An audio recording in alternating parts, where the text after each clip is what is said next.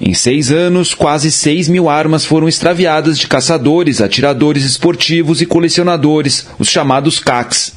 Esse é o número de notificações de roubo, furto ou perda de artefatos que os proprietários fizeram ao Exército de 2018 a 2023, obtidos pelo Instituto Sou da Paz via Lei de Acesso à Informação.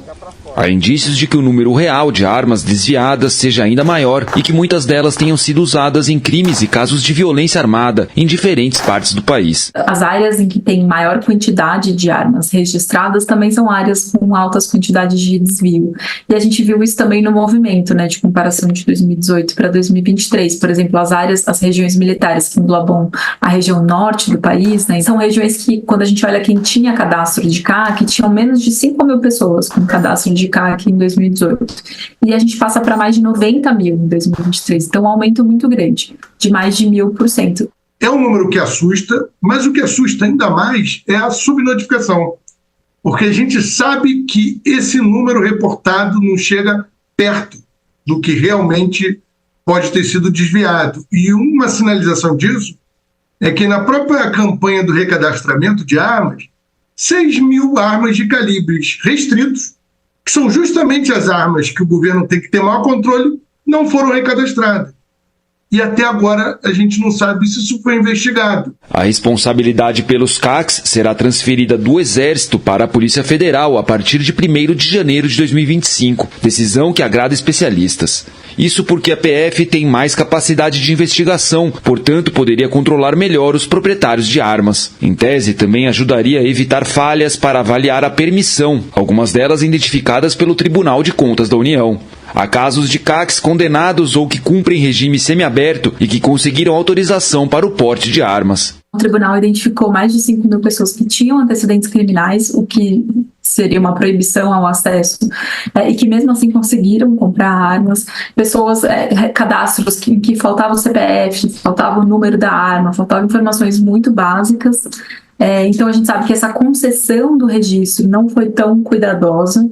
E também, depois que é concedido o registro, é importante ter uma fiscalização. Então, que as pessoas recebam visitas para verificar se elas continuam com aquelas armas em seu poder. O Exército tem a menor condição, né? Bom, tá claro. Primeiro que não é competência dele, por óbvio, por tema, né? Já é óbvio. E tal. CACs não é mais CACs, infelizmente. Isso, aos CACs sérios que existem CACs sérios, sempre houve, sempre haverá.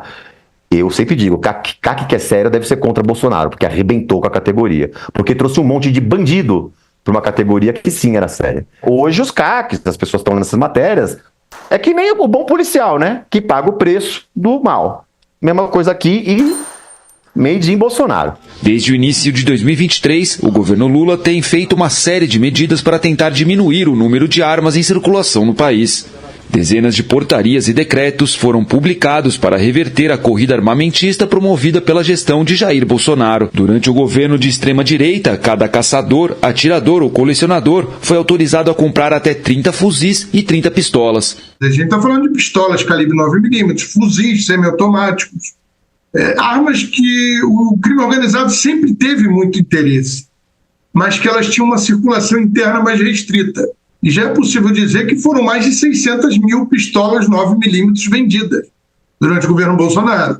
Uma arma que não era vendida para o cidadão comum. A gente teve mais de 30 mil fuzis vendidos para cidadãos.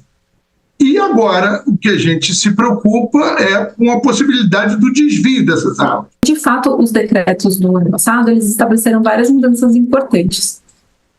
Por exemplo, eles voltaram a proibir o porte municiado da arma entre o local de residência e o clube de tiro. Outra coisa muito importante foi a redução dos calibres acessíveis. Então, por exemplo, calibres semelhantes aos que as polícias usam no cotidiano voltaram a se tornar de uso restrito, quer dizer, menos pessoas conseguem acessar esses calibres. A campanha nacional do desarmamento é permanente e estimula as pessoas a entregarem suas armas de forma anônima e com indenizações que variam de R$ 150 a R$ 450.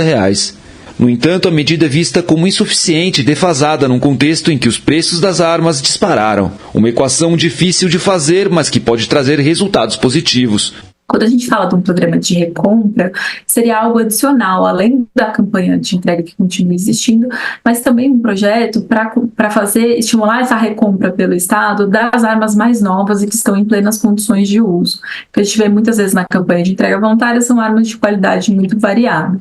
Então, um programa de recompra das armas mais novas e mais potentes seria importante para fornecer uma indenização mais alta, para que as pessoas realmente tenham um estímulo para fazer essa entrega, e que as armas possam ser mais novas e etc., para que elas possam ser reaproveitadas, por exemplo, nas forças policiais ou nas forças armadas. E nem acho que o governo tem que também valorizar esse cara, sabe? Não é investimento, o cara que comprou fuzil, ele comprou por 20, agora ele comprou por 20 por 50. Não, calma também, não é assim, isso seria, né, ilegal, inclusive, na minha opinião.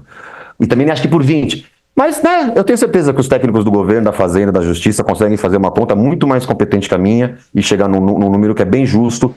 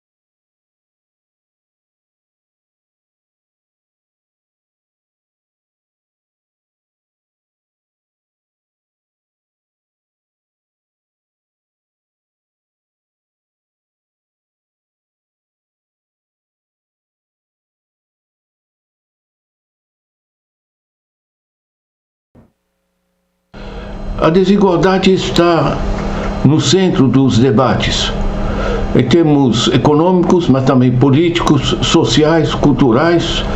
Ou seja, essa fratura da sociedade entre ricos e pobres, e em particular entre o 1%, 0,1%, enfim, essa faixa no topo que domina de maneira absolutamente radical. E é muito interessante a gente seguir, porque o que acontece é o que a gente chama de bola de neve, snowball effect das finanças. Quando você aplica o seu dinheiro, porque você já tem 1 bilhão, você está ganhando mais de 130 mil ao dia, certo? No dia seguinte você está ganhando sobre esse bilhão mais de 130 mil. Enfim, é uma bola de neve que quanto mais se enriquece, mais rapidamente se enriquece, o que gera esse fantástico desequilíbrio que é planetário, que é também no Brasil. Nós temos esses 290 bilionários, né? Basicamente gente que lida com papéis financeiros, gente que está, enfim, no chá comigo, né? Enfim, Faria Lima, os bancos, enfim, os grupos, os planos de saúde que se financiarizaram, as pessoas que estão comprando universidades e escolas. Gerou-se um sistema de reprodução da desigualdade que é mortal. Agora, eu queria recomendar a vocês porque coloca esse debate, né? Este livro do Michael Sandel, que é A Tirania do Mérito, é um excelente livro que permite estudar, em particular, essas fortunas lá em cima são merecidas. As pessoas produzem, contribuem para a sociedade alguma coisa paralela ou minimamente proporcional ao que eles extraem. E é interessante, né? Porque a gente tem dados, por exemplo, de que das grandes fortunas, do 0,01% lá em cima, né, 66% dessas fortunas é dinheiro herdado de pai para filho, ou seja, é uma aristocracia que se formou. Não é que são empreendedores, que, enfim, os grandes produtores de coisas. Antigamente tínhamos o Henry Ford, enfim, os capitães da indústria e tal. Hoje, essencialmente, gerou-se uma aristocracia financeira e, essencialmente, eles reaplicam nas finanças e ganham com dividendos, ganham assegurando que se mantenha juros elevados, né, que também drena os recursos. Eles compram também o acesso aos lucros de recursos naturais, petróleo, mineração, etc., que eles não produzem, isso é coisa da terra, né? Mas eles que intermediam o processo. Ou seja, colocar o problema do merecimento, porque quando a gente fala dos ricos e do desequilíbrio que está gerando no planeta, nos dizem que estamos invejando os ricos. Não estamos invejando. A gente quer que eles produzam alguma coisa de útil para a sociedade, e mais, que eles parem de drenar a sociedade, né? A realidade é a seguinte: nem os ricos merecem sua riqueza, nem os pobres merecem essa pobreza. Isso aqui é uma questão de reorganização da sociedade. Esse livro ajuda muito a entender, né? Porque a partir de um certo grau de desigualdade, você não tem democracia que funcione, né? Porque democracia econômica e democracia política têm que estar casados, né? Então, essa visão, primeiro, que não é merecida essa riqueza; segundo, que ela trava o crescimento; e terceiro, que ela destrói a democracia, com isso ela destrói a liberdade das pessoas, da massa, das populações, e gera todas essas guerras e tensões. Isso aqui, gente, nós temos que buscar realmente novos caminhos. Eu recomendo muito essa leitura. Vocês podem pegar no meu site a resenha que eu faço, as ideias-chave, e peguem o livro, está em português, uma excelente leitura.